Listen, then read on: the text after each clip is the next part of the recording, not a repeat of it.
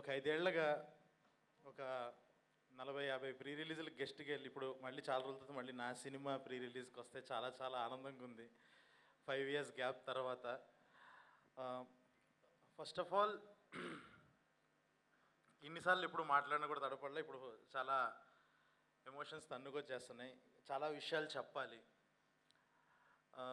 First ఒక 81 days కష్టపడి ఈ సినిమా ఫినిషెస్ అంటే లాస్ట్ ఇయర్ మార్చి నుంచి రాసుకొని దీని మొత్తాన్ని ఒక సెట్ మీదకి తీసుకురావడానికి ఒక సంవత్సరం టైం పట్టింది. చాలా చాలా రైటింగ్ టైము, ప్రీ ప్రొడక్షన్ ఇదంతా జరిగి దాని తర్వాత ఫిబ్రవరి నుంచి షూట్ స్టార్ట్ చేసి ఒక 9 నెలలు ఎక్కడ ఆగకుండా షెడ్యూల్ చేయటం, ఫుటేజ్ చూసుకోవటం, ఇంకా ఇంకా ఇంకా సినిమాని చెక్కుతూ అలాగా ఒక 81 రోజులు చేసాము. ఒక 300 డేస్ స్పాన్లో ఒక 80 డేస్ వర్క్ చేసాము. చేసి ఫైనల్గా తీసుకొచ్చాము. కానీ ఏంటనంటే December 12th మంచి డేట్ అని అనుకొని అన్నాము. నిన్న ఒక ఇన్సిడెంట్ జరిగింది. అఖండ సినిమా పోస్ట్ పోన్ అవటం వల్ల, చాలా ఇష్యూస్ వల్ల పోస్ట్ పోన్ అవటం వల్ల December 12th వచ్చింది. ఒక్కసారిగా ఎంతో ప్లాన్ చేసుకొని ఎంతో చేసిన ఒక్కసారి నా ప్రపంచం ఒకటి అనుకుని ఒక ప్లానింగ్తో వెళ్ళి ఇన్ని రోజులు నాకు ఒక అద్భుతమైన టీం ఉండటం వల్ల అనుకున్నదంతా చాలా బాగా జరిగింది. ప్రొడ్యూసర్ సపోర్ట్ వల్ల కానీ అన్ని రకాలుగా అన్నీ అనుకున్నట్టు అయిపోయింది. ఒక 2 ఇయర్స్ నుంచి అన్నీ అనుకున్నట్టు అవటం వల్లేమో ఒక్కసారి అనుకుంది జరగంగానే నేను చాలా డిస్టర్బ్ అయిపోయా. సడన్గా ఫిబ్రవరికి వెళ్ళాల్సి వచ్చిన పరిస్థితి అని కొంతమంది అన్నారు. తర్వాత అలా ఆలోచించుకుంటూ చూసుకుంటుంటే February 7th నుంచి వరల్డ్ కప్ అన్నారు. దాని తర్వాత అలా ముందుకు వస్తే జనవరిలో ఎన్నో పెద్ద రిలీజెస్ ఉన్నాయి. December 25th రిలీజెస్ ఉన్నాయి. ఇంకేదో ఒక చిన్న ధైర్యం, ఓకే మన మంచి సినిమాని తీసాం కదా, ఏదో ఖచ్చితంగా మోగ్లీ అనేవాడు చాలా మంచోడు, మోసం చేయడు అన్న నమ్మకంతో ఉన్నాము. సో నమ్మి ఇంకా ఫైనల్గా December 13th వస్తున్నాము. సో చాలా చాలా కష్టపడి చేశాము ఈ సినిమా. అండ్ నేను నా టీం గురించి ఒక్కళ్ళకి నేను చెప్పేది ఏంటంటే, ప్రతి ఒక్కళ్ళకి ఎవరైనా నెక్స్ట్ డైరెక్టర్స్ కానీ ఎవరైనా మీ దగ్గరికి వచ్చి నేను మోగ్లీ సినిమాలో యాక్ట్ చేశాను, మోగ్లీ సినిమాలో వర్క్ చేశాను, నేను ఒక యాక్టర్ని మోగ్లీ సినిమాలో ఈ క్యారెక్టర్ చేశాను అని ఎవరన్నా చెప్తే మీరు ఆడిషన్ తీసుకోవాల్సిన అవసరం లేదు. వాళ్ళు తోపని అర్థం. టెక్నీషియన్స్ కూడా అంతే. ఇది వాళ్ళ తరపున నేను ఇస్తున్న హామీ. ఇది ప్రతి ఒక్క టెక్నీషియన్ అంటే కెమెరా డిపార్ట్మెంట్ కానీ డైరెక్షన్ డిపార్ట్మెంట్ కానీ ఒక కత్తులు ఒక 100 కత్తులు వేసుకుని తిరిగా నేను రంపచోడవరంలో ఒక్కొక్కళ్ళు అడవిలో తిరిగా నేను వీళ్ళతో. ఒక్కొక్క టాలెంట్ ఎంతెంత టాలెంట్ అంటే నాకు ఎంత సపోర్టివ్గా, అంత చాలా కష్టమైన కండిషన్స్లో ఒక్కొక్కళ్ళు ప్రాణం పెట్టేసేసారు ఈ సినిమాకి. సో అంటే జనరల్గా ఒక నిజంగా ఏదో సింపతి తెచ్చుకోవాలనో ఏదో ఒక కష్టం గురించి మాట్లాడాల్సిన అవసరం వస్తుంది. ఒకటైతే గర్వంగా చెప్పగలను, ఈ సినిమా కంటెంట్ గురించే మాట్లాడతాము. నేను వాళ్ళ కష్టాన్ని జనాలకి తెలియాలి అని చెప్పేసి చెప్తున్నాను. నా కష్టం గురించి అయితే నేను చెప్పట్లేదు. 5 ఏళ్ళు అయ్యింది. అంటే ఒక సినిమా తీసాము అనుకున్నట్టు ఆడలేదు, దానివల్ల గ్యాప్ వచ్చింది అంటాం ఒక లెక్క. బ్లాక్ బస్టర్ కొట్టి గ్యాప్ రావడం ఇంకొక లెక్క. నాకు అదే ఎక్స్పీరియన్స్ అయ్యింది. ఇంకా కలర్ ఫోటోకి ఆ రెస్పాన్స్ వచ్చిన తర్వాత దాని తర్వాత నేను ఫెయిల్యూర్ వల్ల ఇంట్లో కూర్చోలేదు, సక్సెస్ వల్ల కూర్చున్నాను. అది చాలా పెయిన్ఫుల్ థింగ్. అది ఒకటైతే అర్థమైంది ఈ సినిమా తీసేటప్పుడు, ఒకటైతే మీరు నమ్మచ్చు, హిట్ కొడితేనే 5 ఏళ్ళు ఇంట్లో కూర్చుంటున్నాడు అని ఒకడు రియలైజ్ అయ్యాడు. సినిమా కొంచెం అటు ఇటు అయితే ఆడు ఇంకొక 15 ఏళ్ళు ఇంట్లోనే కూర్చునే పరిస్థితి వస్తుందని ఆడికి తెలుసు. ఆడు తీసిన సినిమా మోగ్లీ. ఇది అస్సలు దారి తప్పదు, ఒళ్ళు దగ్గర పెట్టుకొని తీశాడు. 1% కూడా మిస్ అవ్వదు. అండ్ నా టెక్నీషియన్స్ గురించి చెప్పాలి. ఫస్ట్ నేను ఒక జనవరి వరకు నేను జస్ట్ లైక్ పేపర్ మీద మొత్తం రోజు స్క్రిప్ట్ చదువుకొని ఒక సందీప్ రాజ్ సినిమాని రాసుకొని పెట్టుకొని ఒక సందీప్ రాజ్ స్క్రిప్ట్ చదివాను. ఫిబ్రవరి నుంచి నవంబర్ వరకు మా రమామారుతి తీసిన సినిమా చూశాను నేను. ఎందుకనంటే తనుండి ఒక క్రాఫ్ట్తో తన సినిమాను ఒక లెవెల్లో చెక్కాడు తను. సో ఫిబ్రవరి నుంచి నవంబర్ వరకు నేను రమామారుతి సినిమా చూశాను. గత వారం రోజులుగా కాలభైరవ తీసిన సినిమా చూశాను నేను తన మ్యూజిక్తో. ఈ సినిమా ఓఎస్టీ ఇంకొక సంవత్సరం ఆపకుండా వింటారు, ఇదైతే నేను ప్రామిస్ చేస్తున్నాను ఖచ్చితంగా. భైరవ్ అనేవాడు నాకు ఒక బిగ్గెస్ట్ స్ట్రెంగ్త్. సినిమా మొత్తాన్ని వేరే లెవెల్కి తీసుకెళ్ళిపోయాడు. సో ఈరోజు తనకి పొద్దున్న మార్నింగ్ 6 o'clock వరకు మాకు వర్క్ జరుగుతుండటం వల్ల రాలేకపోయాడు ఫుల్ ఫీవర్తో. So Bhairava, thank you so much Bhairava. And actors విషయంకి వచ్చేసేటప్పటికి ఫస్ట్ నేను హర్ష గురించి చెప్పాలి. హర్ష అనేవాడు ఈ సినిమాలో అసలు యాక్ట్ చేయలేదు. ఎందుకనంటే నేను చూసిన హర్ష, నాకు మాత్రమే తెలిసిన హర్షకి బంటి అన్న పేరు పెట్టి ఇందులోకి తీసుకొచ్చాను. పర్ఫార్మెన్స్ ఇచ్చాడు వాడి అమ్మ. బంటి మామూలుగా ఇవ్వలేదు. అంటే వాడేదో ఇలా వచ్చి జోకులు వేసేసి మాట్లాడతాడు కానీ చాలా పెద్ద మోసగాడాడు, అదంతా అబద్ధం. వాళ్ళలో ఒక డెప్త్ ఉంది, అదే రేపు యాక్టర్గా కూడా మీరు చూస్తారు. ఎందుకంటే నేను చూసిన హర్ష ఒక మోగ్లికి ఒక పక్కన బంటి అనేవాడు ఎలా ఉన్నాడు, ఓహో సందీప్తో హర్ష ఎలా ఉంటాడనమాట మనకెవరికి తెలియకుండా అన్నది రేపు ప్రపంచానికి తెలుసుద్ది రేపు 13th. అంత ఇంపార్టెంట్ నాకు హర్ష. అండ్ అంత డెప్త్ ఉన్న మనిషి. పర్ఫార్మెన్స్ డెఫినెట్గా చాలా చాలా ఒక బాలయేసు గురించి ఎలా అయితే మాట్లాడుకున్నారో దానికి 10 మాట్లాడుకుంటారు బంటి గురించి, ప్రభాస్ బంటి గురించి. అండ్ ఆల్ ది యాక్టర్స్, నన్ను నమ్మి ఈ సినిమా కోసం వచ్చి వర్క్ చేసిన ప్రతి యాక్టర్. అంటే జస్ట్ లైక్ నేను అందరినీ ఒక మెసేజ్తో, ఎవరిని ఒక కాస్టింగ్ డైరెక్టర్ ద్వారానో ఒక మేనేజర్ ద్వారానో ఎవరిని కాంటాక్ట్ అవ్వలేదు. నేనే వాళ్ళని రిక్వెస్ట్ చేసి చాలా మంచి క్యారెక్టర్ అంటే మీరు రాశారంటే ఖచ్చితంగా బాగుంటుంది అని నమ్మి చేసిన ప్రతి ఒక్క యాక్టర్. విశాల్, లవ్ యూ, చాలా బాగా చేశారు విశాల్. అండ్ హిమ, శ్రావ్య, పవన్, అలెక్స్, మొత్తం వర తర్వాత మాట్లాడతా వర గురించి. సో ఇలా ప్రతి ఒక్కళ్ళు అందరూ నమ్మి వచ్చి చాలా ది బెస్ట్ పర్ఫార్మెన్సెస్ ఇచ్చారు. వాళ్ళందరికీ thank you so much. And Sakshi, ఈ సినిమాలో నాకు సినిమా జర్నీ అయిపోయిన టైంకి నాకు ప్రతి ఒక్కరిని ఒక డైరెక్ట్ చేసిన ఫీల్ ఉంది, కానీ ఒక్క అమ్మాయినే డైరెక్ట్ చేసినట్టు అసలు అనిపించట్లేదు. ఎందుకనంటే ఏ రోజు ఒక టేక్ కన్నా ఎక్కువ ఎక్స్ట్రా తీసుకోలేదు. అండ్ డెఫ్ అండ్ మ్యూట్ క్యారెక్టర్లో ఒకరోజు ఇంకా మాకు మైండ్ పోయిన విషయం ఏంటంటే డెఫ్ అండ్ మ్యూట్గా యాక్ట్ చేయొచ్చు, అదంతా ఒక లెవెల్. ఒకరోజు లిటరల్లీ ఒక సీన్లో తన పక్కన ఒక పెద్ద క్రాకర్ బ్లాస్ట్ అవ్వాలి. ఆ బ్లాస్ట్ అయ్యేటప్పుడు ఇలా రియాక్ట్ అవ్వటం మన హ్యూమన్ మెంటాలిటీ అది.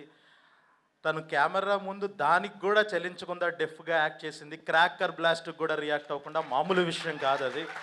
Fantastic performer.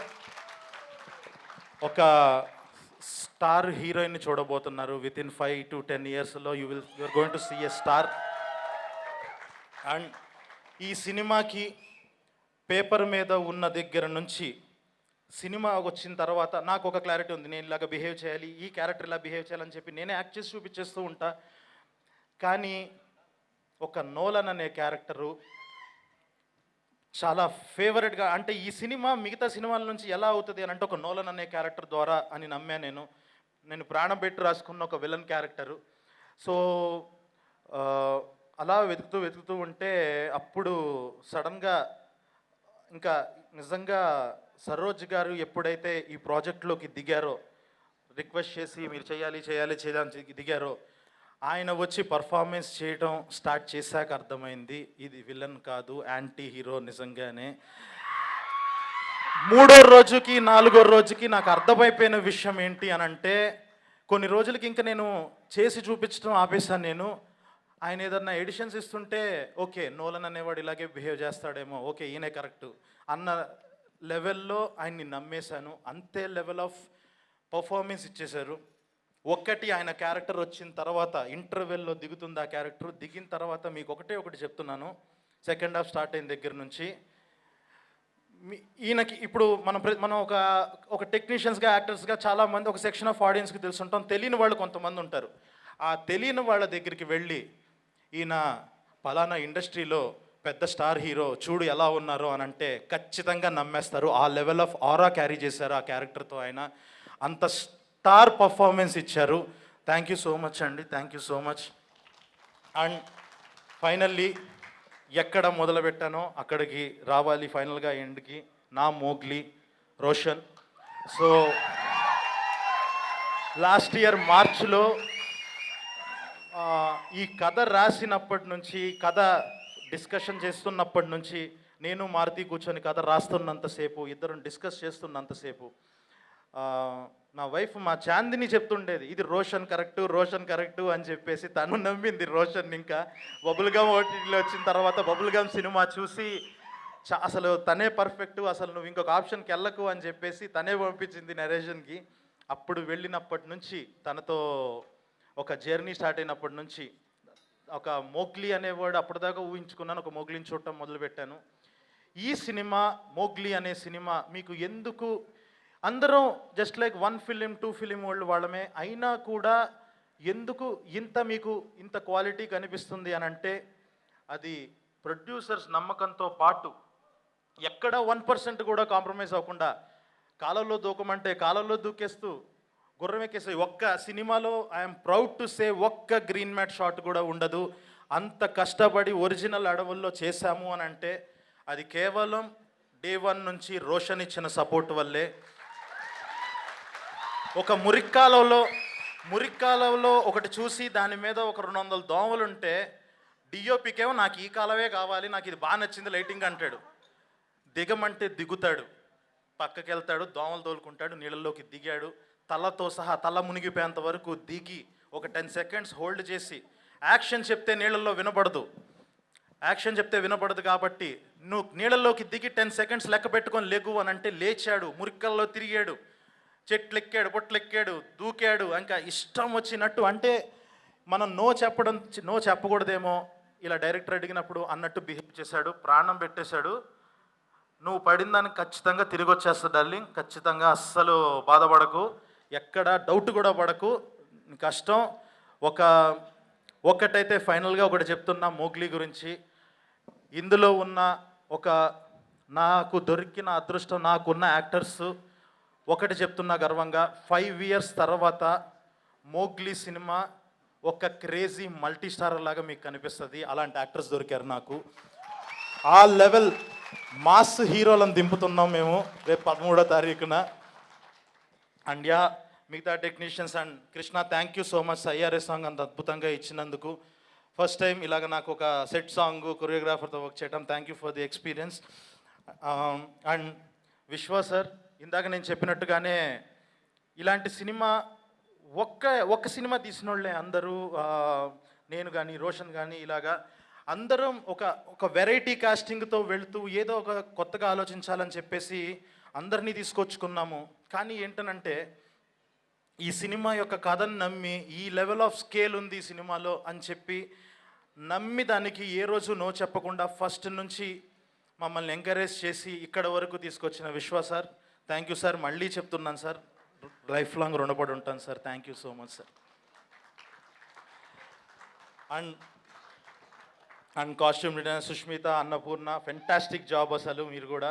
అండ్ మిగతా టెక్నీషియన్స్, నటరాజ్ అని చెప్పేసి ఇది ఒక action love story, single card మొత్తం సినిమా అంతా. సినిమాలో 80 రోజులుంటే మొత్తం 50 డేస్ ఆఫ్ యాక్షన్ డైరెక్టర్ ఉండాల్సిన పరిస్థితి అది. తను కూడా ప్రాణం పెట్టేశాడు ఈ సినిమాకి. డెఫినెట్గా ఈ సినిమా ఫైట్స్ గురించి స్పెషల్గా మాట్లాడుకుంటారు, ఎందుకంటే నేను వేరే జోన్ ఆఫ్ సినిమా తీద్దాం అనుకున్నాండి. ఒక జెన్యున్గా ఒక యాక్షన్ లవ్ స్టోరీ తీయాలి అని అనుకున్నప్పుడు నేను ఫైట్స్ ఏదో మామూలుగా ఇలాంటి వాళ్ళతో ఒక క్రేజీ యాక్టర్స్తో చేస్తున్నప్పుడు డిషం ఫైట్లు ఉండకూడదు, ఏదో చెయ్యాలి, ఒక కసితో చేయాలి అన్నట్టు తను కూడా అలాగే ప్రాణం పెట్టి చేశాడు Nataraj. Thank you so much Nataraj. ఈరోజు తను వేరే షూట్లో ఉండటం వల్ల రాలేకపోయాడు. అండ్ రాణా సార్, సారీ ఎక్కువ టైం తీసేసుకుంటున్నాను. సో రాణా సార్తో జర్నీ ఏంటంటే నిన్న మీరు ఇచ్చిన స్పీచ్కి సీక్వెల్ ఇది. సో నెంబర్ 1 యారీ, ఐఫా, వీటన్నిటికీ నేను వెనకాల రైటర్గా ఉంటూ చాయ్ బిస్కెట్ టీంలో ఒక భాగంగా సార్తో మంచి జర్నీ చేయటం జరిగింది. Thank you so much sir. ఇప్పుడు మీరు రావటం చాలా చాలా ఆనందంగా ఉంది. అండ్ ఈ కథ రాసిన తర్వాత ఫస్ట్ విన్న వ్యక్తి మారుతి గారు. సో ఆయన ఇచ్చిన కాన్ఫిడెన్స్, ఆ ఫస్ట్ సీన్‌కి ఒక ఇందాక సార్ ఏదైతే మాట్లాడారో ఆ ఫస్ట్ సీన్ తాలూకా ఆ ఐడియాని ఇంకా ఎన్హాన్స్ చేసి అలా ఫస్ట్ నుంచి ఆ కథని నమ్మి చాలా ఐడియాలు ఇస్తూ చాలా హెల్ప్ చేశారు. Thank you so much sir, Maruti sir. And ఇంకా ఇంకెక్కువ టైం తీసుకోను. ఫైనల్గా మోగ్లీ అనే సినిమా రేపు 13వ తారీఖు రిలీజ్ అవుతుంది. ఖచ్చితంగా మీరు మనం ఒక మంచి బిర్యానీ తినడానికి వెళ్ళినప్పుడు బయటకు వచ్చిన తర్వాత పాన్ డబ్బా దగ్గర ఆగి కిళ్ళి తింటాం కదా, మీరు అఖండాకి వెళ్ళండి. బయట ఒక పాన్ డబ్బా ఉంటుంది, అందులో మీనాక్షి స్వీట్ పాన్ అని ఉంటుంది, అదే మా మోగ్లీ సినిమా. సో ఖచ్చితంగా కిక్ ఇస్తుంది, మామూలు కిక్ ఇవ్వదు, మిస్ అవ్వదు సినిమా. ఖచ్చితంగా మీ అందరికీ నచ్చుతుంది. ఏ స్క్రీన్ ప్లే బుక్ రైటర్స్కి నేను వాల్యూ ఇచ్చానో లేదో తెలియదు, ఇంతకు ముందు తీసిన సినిమాలకి వాటికి వాల్యూ ఇచ్చానో తెలియదు, కానీ ఒక్కటే ఒక వాల్యూ ఇచ్చి తీసా ఈ సినిమా. మీ టైం ప్రతి నిమిషం it will be fun, CDE comedy, drama, emotion, ఈ మూడిట్లో ఒకటి ఎంజాయ్ చేస్తారు. 2.5 గంటలు అలా సీట్లలో కూర్చొని విజిల్స్ వేస్తారు, ఎంజాయ్ చేస్తారు, ప్రతి ఎమోషన్ని ఎక్స్పీరియన్స్ చేస్తారు. ప్రాపర్ థియేట్రికల్ ఎక్స్పీరియన్స్ ఉంటుంది. You will love it. Thank you so much. And